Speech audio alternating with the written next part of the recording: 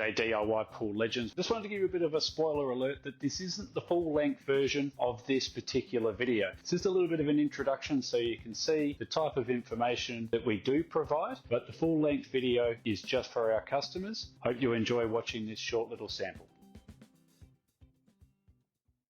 Hello again, DIY Pool Legends. Well, today we're talking about backfilling the beach entry area on the Bondi Beach entry pool. So if you've got a heating fitting, so this is the return line for separate heating into your pool. With the beach entry pool, because you can't get underneath that beach entry area once it's landed, it's really important to plumb the pool up before you land it into the ground. Equally, you're going to put a lot of backfill onto this plumbing. So you want to push the plumbing up right underneath the beach entry area, as you can see here. So that way you don't have thousands of kilos of backfill. So you can see here that the backfill material around the pool is crusher dust. The backfill material for underneath the beach entry area is 5mm stone.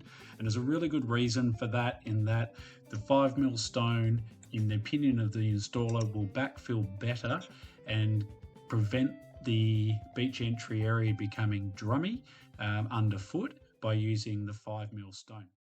What the installer is using here is the thumpometer, highly technical piece of equipment. As with any backfilling, you're filling the backfill up to the level of the water in the pool. As you're going and knock on the shallow end wall, if it's a nice solid feeling underhand and it doesn't have a hollow sound, then you know there's plenty of backfill, or there's enough backfill in place. If it sounds hollow, which otherwise some people call drummy, then you need to get a bit more backfill into it. And the easiest way is just to go along and knock on it with your fist. Well, there you have it, just a little sample of the video that we provide. We know from our customers all over the country that these videos make a huge difference to putting the pool in and enjoying the process and getting a fantastic outcome with your DIY pool.